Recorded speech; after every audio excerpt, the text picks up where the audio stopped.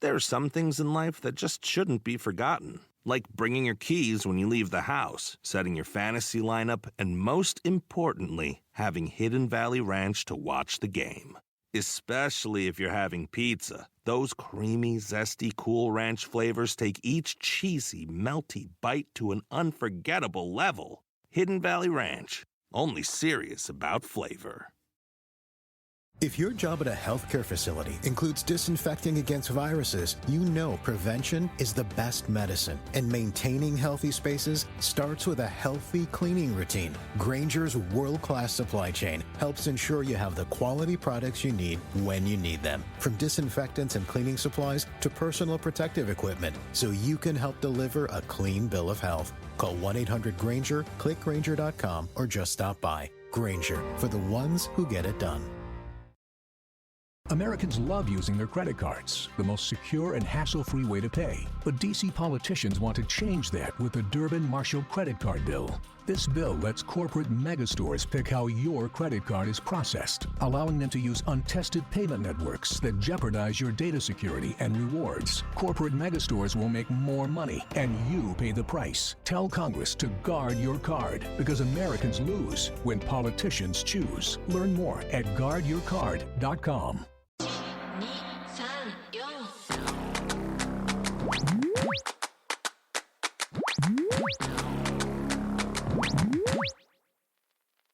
Going deep. Why starters should throw more innings. Oh, I just heard dozens of ears perk up. There was an argument made recently about the five in diving for starting pitchers kind of not being the best option, and using your bullpen the most isn't actually the best option. And there's actually data to back it up. Now, this article is written by a gentleman named Louis Paulus. If you want to subscribe, this is in his newsletter. And I cannot remember the name of it, and I feel terrible about that. But it will be in the show notes. I'll put the link in there. I'll send it over to the Foul Territory people to get theirs and get in theirs too, and it will be on mine as well. So if you want to subscribe to this letter, he does nerdy analytics, breaking down all kinds of things all across sports and mostly baseball. He has written for Baseball Prospectus, ESPN, and the Philadelphia Inquirer, as well as worked for 4 major league organizations in various capacities, and is currently actually a consultant for someone. So basically, he's able to go, what's our problem? Is this actually happening? And then going and doing research and seeing if it's true or not true, right? And he found some really interesting stuff on the value of a starting pitcher going to deeper into games and actually being able to quantify it. Now, we talk about this a lot. I call this the Jordan Lyles effect, right? Jordan Lyles, for the last few years of his career, was throwing 160 plus innings, but had a 5+ ERA. Like, now you're just not going to be given a job, but every once in a while you throw 9 innings and save the bullpen, which would pay dividends for his team into the future. How much dividends? We don't know. We didn't know until now, okay? So Louis basically wrote this in response to the 6-inning rule that was proposed last season. Actually, early in this offseason, right? The 6-inning rule. So the 6-inning rule is something that was talked about by the league they want to make starting pitchers get to the 6th inning. And if you don't, you penalize the team. They want to incentivize starters throwing deeper into games. They think that throwing deeper into games will also take one nasty reliever out of the game and increase offense.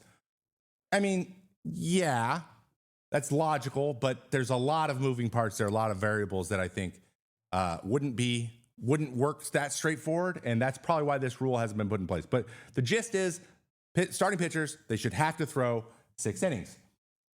Exceptions to that rule, though, are if a pitcher throws under pitches, if a pitcher gives up 4 or more earned runs, or a pitcher sustains an injury, including, but if they sustain an injury, you can't fake it. You got to go on the IL. And for pitchers, that is 15 days, I believe. So you're going to miss half a month to fake something, and no one wants to do that just so you can get a reliever in 2 outs earlier. That's dumb. So these are the caveats. These are the only ways to get them out before that. But if not, you got to get through the 6th inning, no matter how bad you are doing or how hard you are getting hit. Now, the 4+ earned runs, like, it's probably actually wouldn't come up that much, but Like if you're struggling, you tend to throw more pitches or you tend to give them more runs. So one of those two things probably would happen. But if they don't, you're forcing a guy to get out there. Now, the goals of this whole rule is to restore the prominence of the starting pitcher. That's more exciting to watch. Also, there's less pitching changes. The game goes faster. That's something that we've been trying to do too. So it kind of kills two birds in that way. And like I said before, as a guy gets tired, he reduces the strikeouts and then more people hit the ball. That's what's being proposed. That's what they think would happen if this were put into play. But there are a few problems with that, in my opinion. Okay. So more likely, and Louis in his article proposes these things. The three main things that would probably happen are it would disrupt the balance between hitting and pitching. So it would artificially extend starts. It would flip back towards offense so fast, like that inning would get so ugly that it would actually extend games, which would hurt. You know, the game will get longer and the guy's out there struggling, but he has to get to the 100 pitches. Now the thing's slowing down and things are getting really ugly, right? The quality of the game would probably go down in those situations if we're in that gray area, those last 10 pitches where they're just gassed, but they can't get through it. Everyone thinks they should be able to get through it. Doesn't matter what you think they should be able to do. It's whether or not they can or not. All right? It would probably increase production, sure, but potentially in unintended ways. You can't guess how it's going to change it. It would probably cause more injuries. Guys would have to go deeper without being in shape enough for that. I mean, anytime guys need to throw more pitches or more innings, the chances they get hurt go up. That's just logical. But it might compromise the sport's integrity because what teams are really good at doing is finding ways around rules like this, right? So you might see things like you might see like them walking it, like they want to get their starter out of there, and it's a you know they're up 8-3 or 8-4, and so they walk in a run with the bases loaded to give him a fourth run so they can get him out of there or something, right? Like you could see little stupid stuff like that happening just so they can fulfill one of the requirements, hurt the pitcher, but then be able just to move forward. No one wants to see that. That happens once, it would suck. I would hate that so much. Paul Sporer also in the chat here on Twitch. Thank you so much. It's called the Lose Letter, guys. The Lose Letter. Get it, Louis? His name's Louis Paulus. So the Lose Letter, if you just type in the Lose Letter on Google, you'll be able to find it. It's a great subscription. I'm subscribed now and getting all the articles. We'll warn you. It gets a little academic. So that's why I'm here. And I hope Louis is okay with me breaking through it. But please go hit him with a subscription. He does this at a kind of start. He just likes to do it. And he made a great argument for this. Okay. So the weird thing is it's strikeouts. It's always strikeouts, right? The reason starting pitchers do not go deeper into games is because everyone wants to strike people out. Why do we like strikeouts so much? It's because it's a zero value outcome, right? It is very hard to score a run when you strike out. Very hard, almost impossible. You might assume. So if you want to never give up any runs, you just strike everybody out. Now, does that extend games and make everyone throw more pitches? Sure. But if you're just going to cycle through your whole bullpen every day, who cares? And that's kind of what we've turned into a little bit. We have turned into that a little bit. So it's done two things. Pitchers throw at max effort, so they tire more quickly. Starters are doing it too because everyone wants a job. And they're only going to have to throw 5 innings, so might as well do it. Pitchers throw at max effort. And because pitchers throw at max effort, these pitchers get pulled earlier, increasing bullpen usage, increasing strikeouts because you have more guys that throw with better stuff, which then creates more strikeouts, which then ruins offense some more, which makes the game longer, which kind of works against you. So if we're all going for strikeouts, the game gets less fun to watch overall. You guys agree? I agree. I think that it hits it on the head. So what do we do? What changes we do? So here's a graph. I'll show you the big one here. This is ERA for the bullpen as the starting pitcher gets more outs. So there's a couple interesting things here. One, this little part, I believe this is from 2020. It's 2022 to 2024. So we had openers a lot. So openers account for this like solid. These are relievers a lot more. And then it goes starter. And then the longer the starter goes into the game, the better your bullpen ERA gets until you get to the ninth inning, and then it falls off a cliff because that's when your closer comes in. So keep this in mind. The later into the game, the more often you get your best pitchers. So that's going to affect this to a level. But if you don't account for the closer, just take that out because it's obvious. And then the openers, if you took the openers out, this would be a steady line going down. So the deeper in the game you go in the game, the better your bullpen performs overall. Because you only have to use your best pitchers too. So it's kind of a two-sided coin. This all makes sense to me.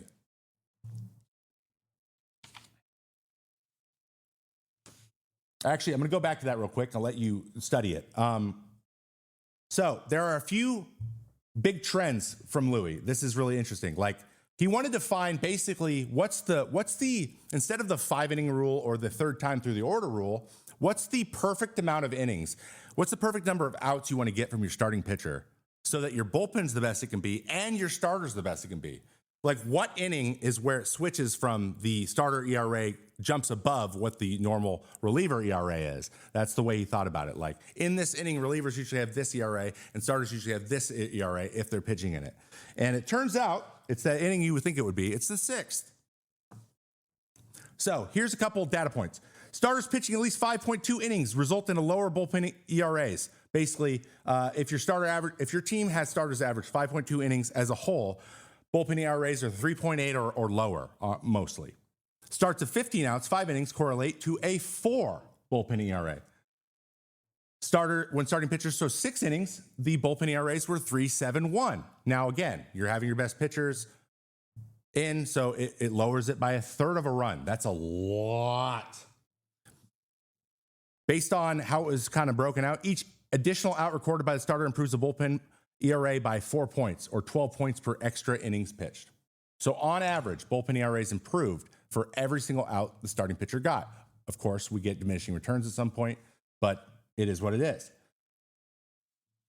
There are some things in life that just shouldn't be forgotten, like bringing your keys when you leave the house, setting your fantasy lineup, and most importantly, having Hidden Valley Ranch to watch the game. Especially if you're having pizza. Those creamy, zesty, Cool Ranch flavors take each cheesy, melty bite to an unforgettable level. Hidden Valley Ranch. Only serious about flavor. If you work in quality control at a candy factory, you know strict safety regulations come with the job. It's why you partner with Grainger. Grainger helps you find the high-quality and compliant products your business needs to inspect, detect, and help correct issues. And the sweetest part is, everyone gets a product that's as safe to eat as it is delicious. Call 1-800-GRAINGER, click Grainger.com, or just stop by. Grainger, for the ones who get it done. Americans love using their credit cards, the most secure and hassle-free way to pay. But D.C. politicians want to change that with the Durbin-Marshall credit card bill. This bill lets corporate megastores pick how your credit card is processed, allowing them to use untested payment networks that jeopardize your data security and rewards. Corporate megastores will make more money, and you pay the price. Tell Congress to guard your card, because Americans lose when politicians choose. Learn more at guardyourcard.com. So, there's another little positive thing he found. Each additional inning pitched by a starter reduces the next day bullpen ERA. So not even that game, the next game. So if a guy throws 7 innings, your bullpen ERA goes up a third of down a run on the next day on average.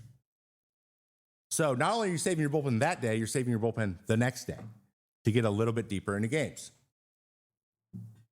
I'll let you chew on that for a second. Over a season, this equates to roughly half a WAR in total value, which, if you put it in dollar forms, a team can save $3.5 million by throwing their starting pitcher a little bit longer. Hear that, Jerry? Hey, look at you. So you save your bullpen that day, and you save your bullpen the next day. It turns out that the 6th inning starting pitching has a 4 ERA. What was that? Hold on, I have it right here. Let me look. Let me find it again. A 4 ERA. Okay, yeah. An actual MLB wide ERA for starters in the 6th inning was a 4.14. For relievers, For relievers, it was a 4.7 in the 6th inning. So, starting pitchers have better ERAs in the 6th inning than relievers did overall in those 3 years. So the 6th inning is when this needs to be transitioned, not the 5th time through the lineup. So we think that the starting pitchers were too cautious with them, and that is the argument that Louis makes at the end of the day. And he gave some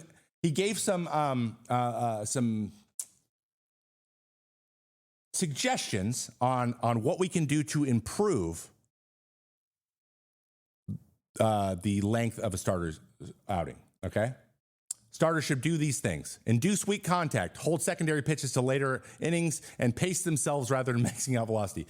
AKA playing baseball in the 90s or the 2000s. Like, this is what it used to be. Before there were guns everywhere, before we had TrackMan, this is what we were doing. And we need to go back to that. But the reason we go back to that is because we need to incentivize throwing deeper into games. And how do we do that? You let your pitcher go deeper, and then we got to find a way to factor in starters consistently pitching deeper into games and valuing that into pitcher WAR. And it's not. Right now, the number of innings you throw on average in a start isn't get factored into pitcher WAR at all, and therefore isn't getting them paid. So, if we add length of starts into the way we statistically analyze starting pitchers and value them for that, because going 6 innings makes your bullpen better and your team better generally. The teams that have that win more. They just do. And now we know it's quantitative. There's numbers that tell us. We need to incentivize starting pitchers doing that and bringing it back a little bit. I think the pendulum swung one way to the pitcher side. Now we need to get back to the middle. And this will do a few things. This will do things for the game. I think we'll kill a bunch of birds with one stone. Starters would be incentivized to do all the things that I just said.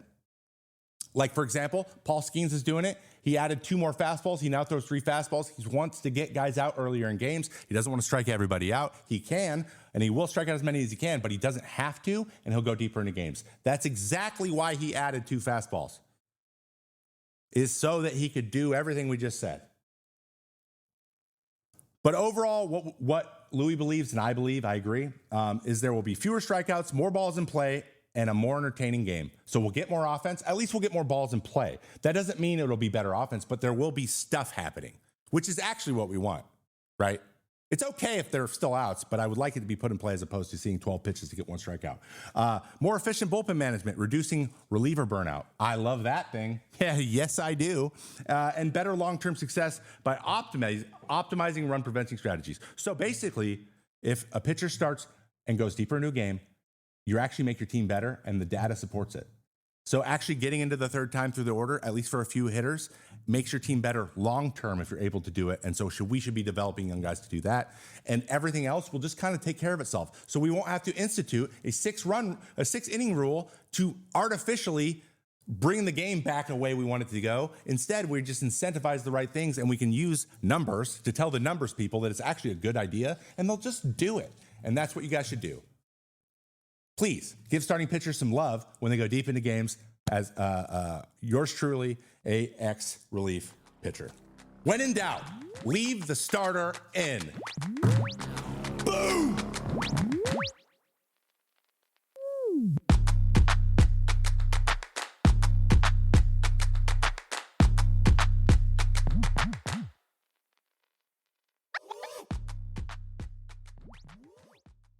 There are some things in life that just shouldn't be forgotten, like bringing your keys when you leave the house, setting your fantasy lineup, and most importantly, having Hidden Valley Ranch to watch the game. Especially if wings are on the menu. Those creamy, zesty Cool Ranch flavors take each spicy, savory bite to an unforgettable level.